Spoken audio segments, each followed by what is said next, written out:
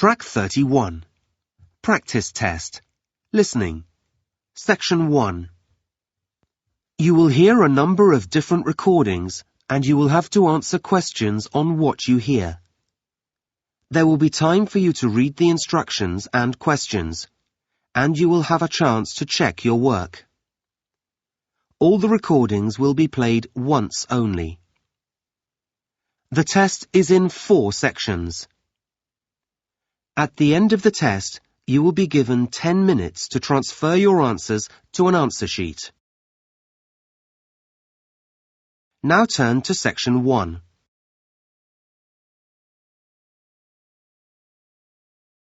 Section 1. You will hear a woman talking on the phone to a hotel receptionist. First, you have some time to look at questions 1 to 5.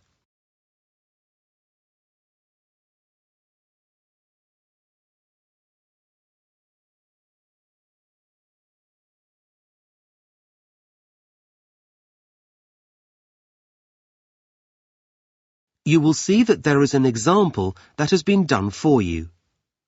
On this occasion only, the conversation relating to this will be played first.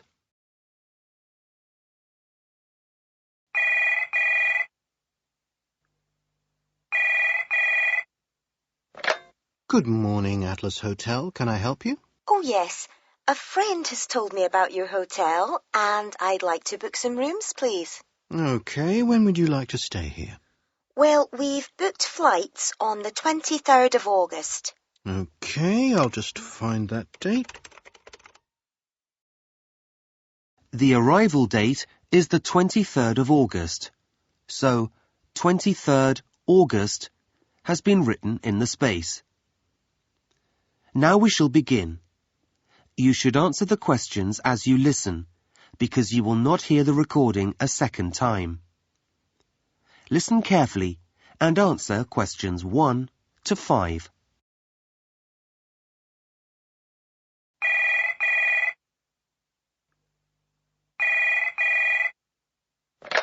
Good morning, Atlas Hotel. Can I help you? Oh, yes. A friend has told me about your hotel, and I'd like to book some rooms, please. Okay, when would you like to stay here? Well, we've booked flights on the 23rd of August. Okay, I'll just find that date. That seems to be fine. We have a few rooms available then. Oh, that's good. I was a bit worried. We've left things rather late. Well, you're lucky. We had 2 cancellations last week. Oh. Now, how long do you want to stay for? Well, last year we only stayed a week, and it wasn't long enough. So this time we thought 2 weeks, if it's possible. That looks fine. Yes, you do need plenty of time here to really relax. It'll be getting towards the end of the tourist season as well, so it won't be quite so hot then. Oh, good. We've got 2 children, and I was wondering if you have any rooms that are next to each other. Let's see. I'm afraid that isn't possible, but we do have what we call a family room, which is a lot bigger than a double room and can take 2 adults and 2 children. Oh, that sounds perfect. Okay, I'll book you in for that. So, can I have your name and address, please? Yes, it's Mr. and Mrs. Shriver. Can you spell that for me? Yes, it's Shriver. Thank you. And you said 2 children, didn't you? Yes, they're 2 boys of 10 and 12. Fine. And can I have your home address? Yes, we live at flat 29, Tower Heights. Okay. Is that England? No, it's Scotland, actually. We're from Dunbar. The postcode's EH41 2GK. Okay, great. That's a country I'd really like to visit. You'd have to bring a lot of warm clothes. I know. And can I have a contact telephone number? Sure. Our home number is 0131 994 5723. 723. Thank you. I hope you don't mind, but we always ask our guests what the purpose of their trip is. I'm guessing yours is a holiday? Yes, we're really looking forward to it. Before you hear the rest of the conversation, you have some time to look at questions 6 to 10.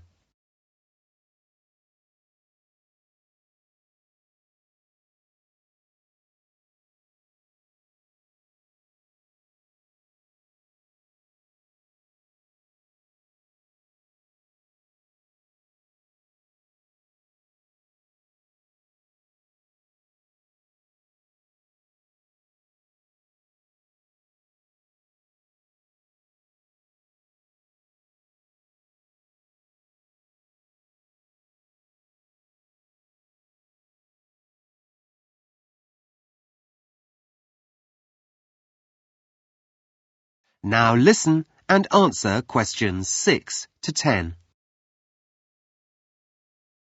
As you've been here before, I wonder if you'd mind answering a few short questions for our tourist board? No, not at all. They collect information from tourists so that they can try to improve the tourism industry here. That's a good idea. Okay. So, what type of holiday activity do you like best?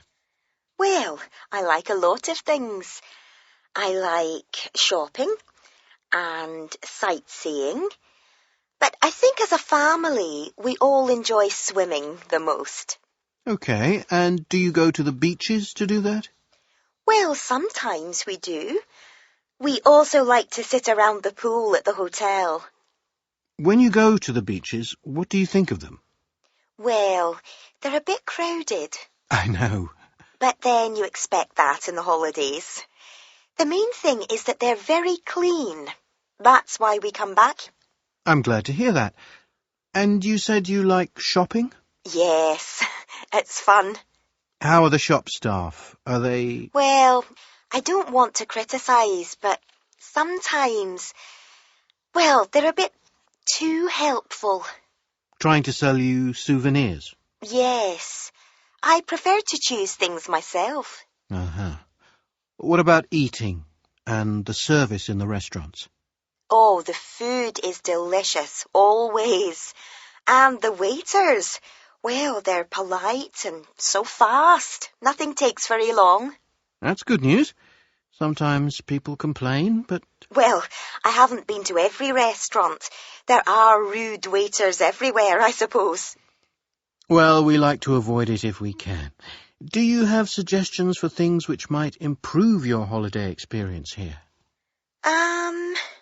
Not really. Let me think. Oh, yes. I did notice the last time I was there that there are local buses, but you don't seem to have any bikes. No, we don't. Most people have cars. It's just nice to hire one and get some exercise. Go at a slower pace so that you can really see the landscape. Okay, I'll note that down. Well, thank you very much.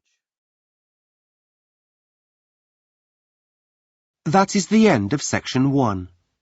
You now have half a minute to check your answers.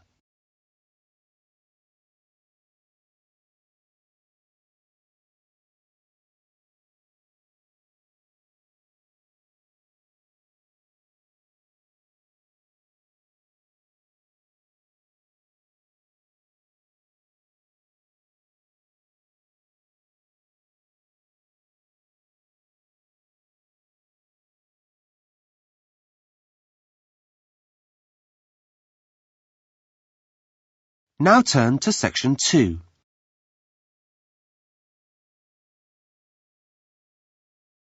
Listening, section 2. You will hear someone talking about a wildlife park. Before you listen, you have some time to look at questions 11 to 15.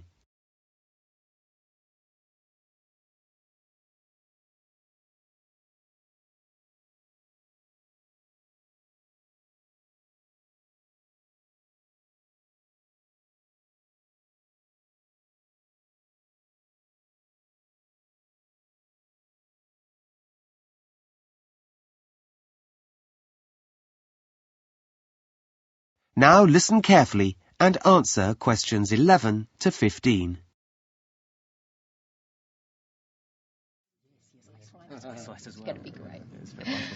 Good morning, everyone. I'm a keeper here at Arana Wildlife Park, and that means that my job is to look after some of the animals that we have here.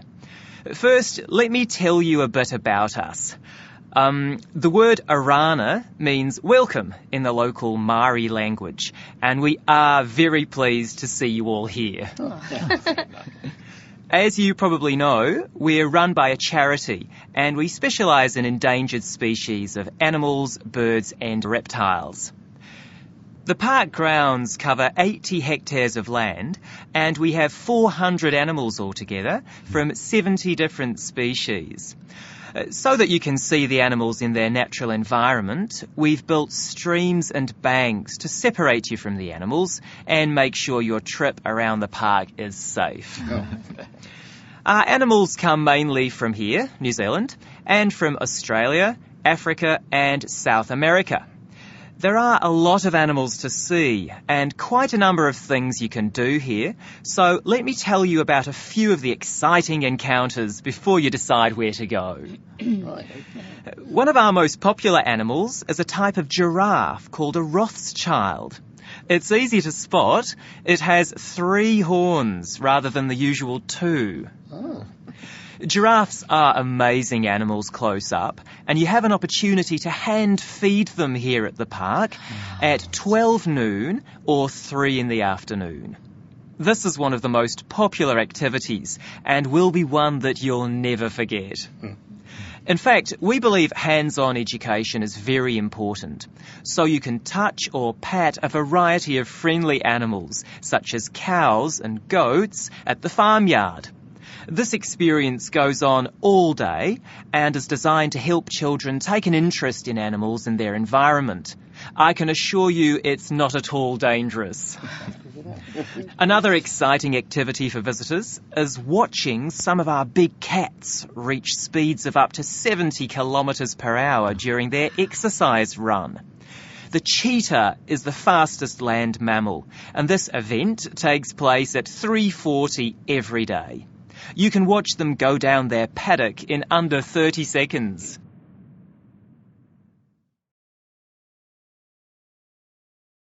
Before you hear the rest of the talk, you have some time to look at questions 16 to 20.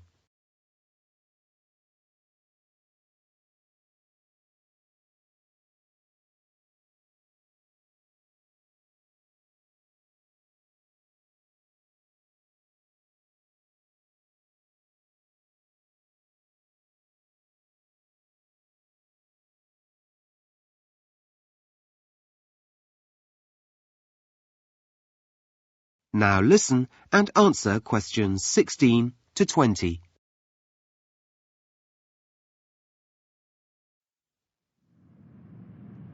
So, here's a plan of the park.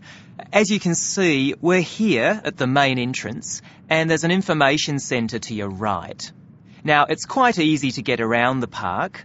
We have daily guided walkabout tours, which let you get up close to the animals. Or, if you prefer to be at a distance, you can take the safari bus and drive around with a wildlife expert.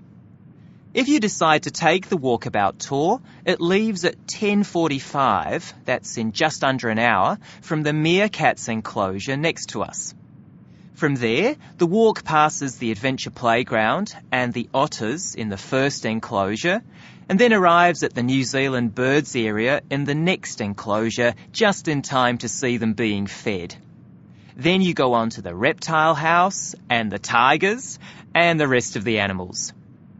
Alternatively, you can wait until the afternoon walk. There are plenty of other things to see in the morning. One of these is the African village. Just turn to your right from the main entrance, walk past the first bus stop, and it's just before the African wild dogs enclosure. It's a wonderful, colourful experience. You can also go to the shop and buy your souvenirs there.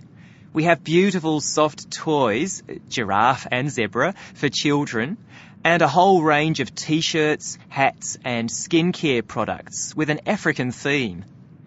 After that, why not have lunch in the picnic area on the far eastern side of the park? I'd recommend this because while you're eating, you might catch sight of the ostriches on one side of you or buffalo on the other. For the afternoon walkabout tour, you'll need to find your own way to the African lion habitat, which is on the west side of the park, just past the conservation centre. To join the tour, you actually go past the lion habitat.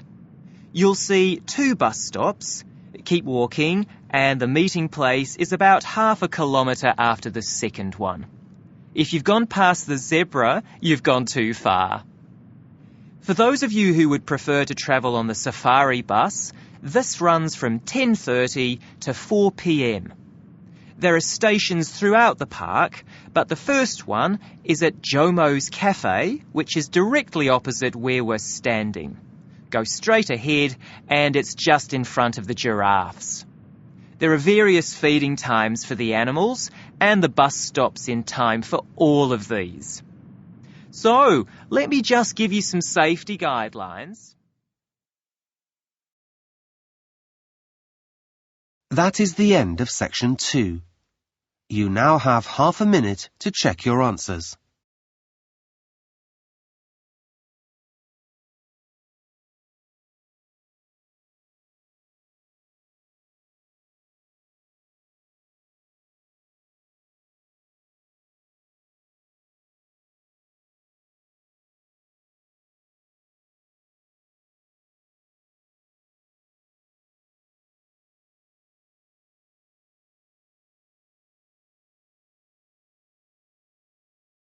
Now turn to section 3.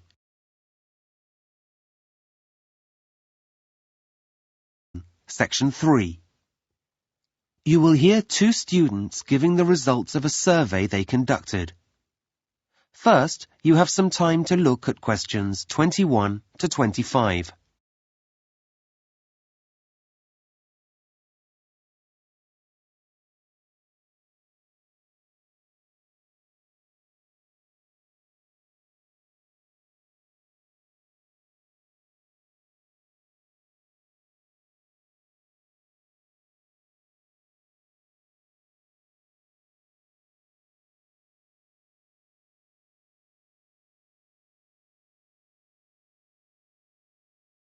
Now listen carefully and answer questions 21 to 25.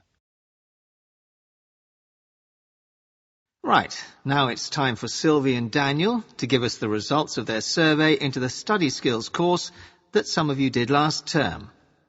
Thanks, Mr. Driver. Shall I start, Daniel?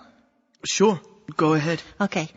Well, as you know, some students in our year did the study skills course run by the English department last term. It was interesting because it was completely voluntary. It wasn't a compulsory component of the exam course or anything that we need in that way. But Mr. Driver thought it would be a good idea, that it would help with our other work. Yeah. So after the course finished, Daniel and I decided to review it, ask students what they thought about it, as part of our education assignment. Yeah. So this is how we did it, our study method. At first, we thought about interviewing students face-to-face, but we have so much other work, and we knew it'd be quicker to use email and just send out a questionnaire. Though we also had to write that. Yes, and this method does rely on students filling it in and sending it back, but the response rate was pretty good. Yeah, 70%, I think. Okay, so first of all, 33 students signed up for the course. And we did 12 sessions over the term, and they took place every Monday morning. A good start to the week, I thought. Yeah, and the rest of the week we could put things into practice. So, what did we expect? For me, I expected it to be useful for all my subjects. Things like philosophy. Yeah, that's what Mr. Driver had said. And I was right. I feel more able to deal with difficult texts now. You know, like the ones we have in economics. You feel you can do it, Yeah, I think other people found that it actually made them want to read more frequently and read books outside the course list. If you've got time. As for our teacher on the course, Jenny, everyone felt she was really good. We learned a lot from her. Not because she set a lot of homework or anything like that. The thing people said was that she gave us fascinating articles and ideas to work with, some of them. Well, we were quite happy to carry on looking at them at home. Yeah, that's so important. It's really easy to get bored in class, but that didn't happen. Before you hear the rest of the conversation, you have some time to look at questions 26 to 30.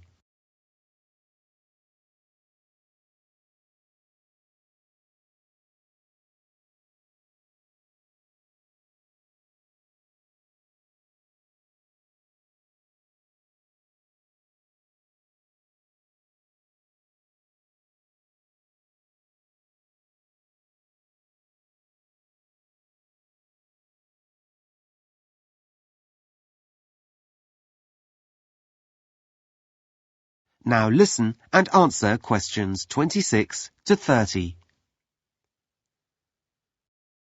Okay, so we've done a couple of charts. Let's have a look at the findings. I'll put up the first chart. This is your overall view of the usefulness of the course. And as you can see, only a small percentage of students didn't feel it was useful. Which is good. Yeah, everyone else had a positive view of the course.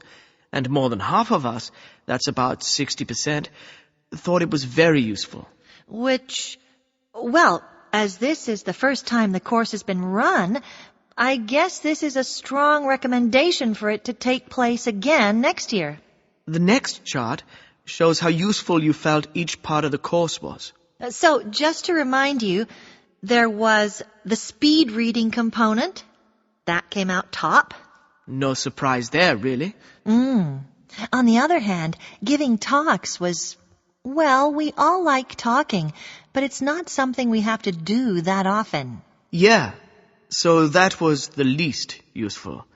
Then the note-taking component you found to be quite useful, and you had a lot of comments about that. Okay, so let's have a look at some of your comments. You said a lot about the activities, but the main comment seemed to be that the techniques we learned on the note-taking course helped us focus more in lectures. Several people said that they daydream much less. Yeah, have a longer attention span. So that's the first benefit.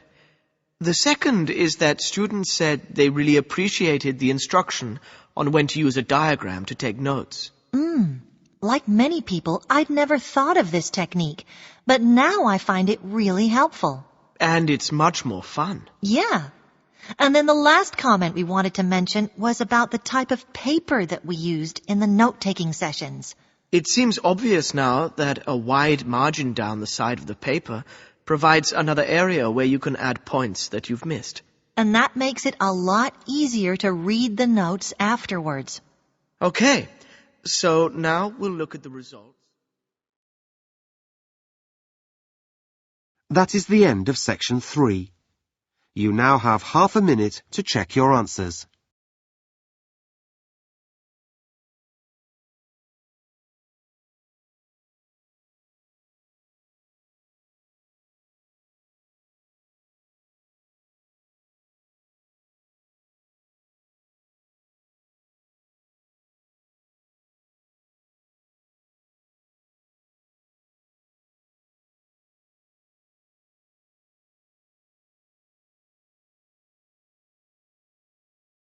Now turn to section 4.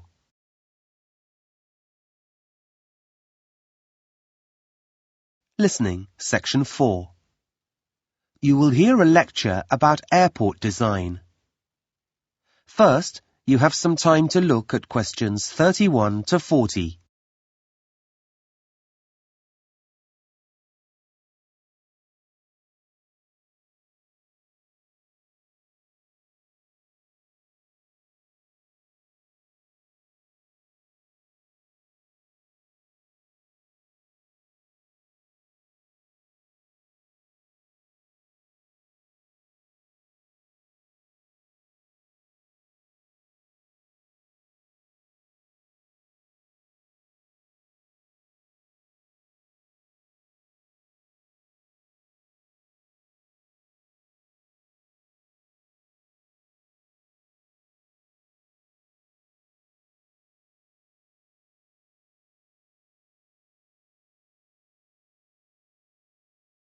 Now listen carefully and answer questions 31 to 40.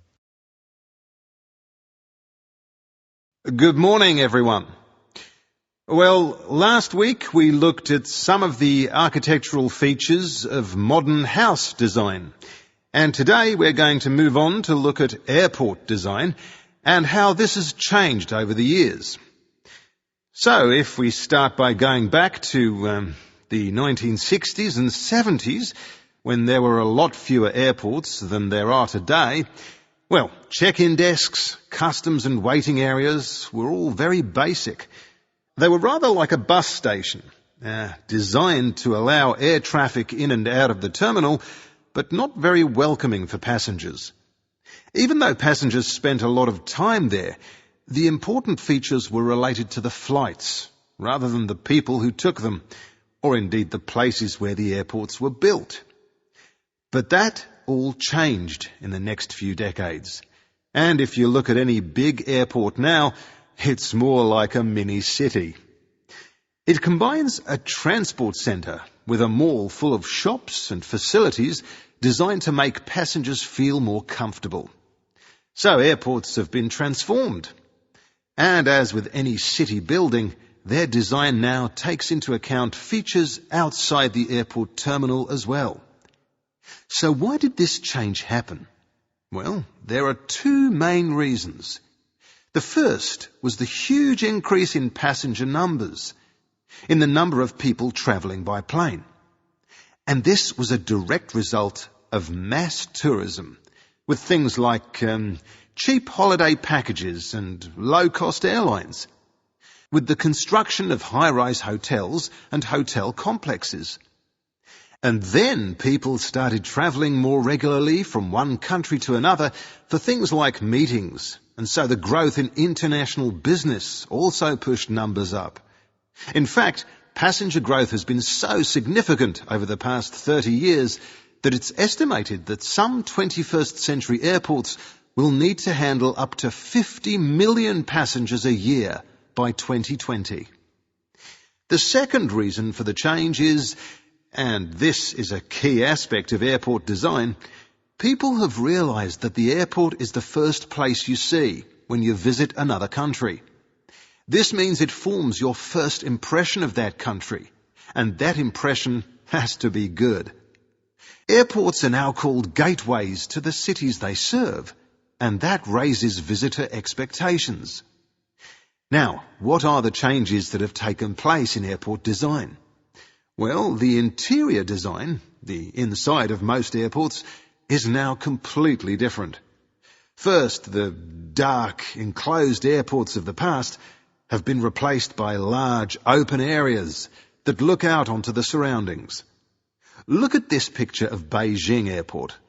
There's a huge amount of space and light, and this is typical of many airports today. Second, well, in the past, you had to go outside the airport to get trains to terminals, but now these are integrated into the design. Also, airport walkways are wide and can cope with the large volume of people who want to feel calm and relaxed, who want to get around the airport easily. In this way, the stress of modern travel has been minimised. Outside, the buildings have changed too. Airports were once ugly buildings with large towers and concrete boxes around them. Now they're designed to fit into their surroundings. Look at this picture of the Arctic Circle Airport in Norway. The airport itself is surrounded by mountains. So, as you can see, the roof of the airport has been designed so that it's shaped like a range of mountains. There are peaks at the top and then steep sides that touch the ground.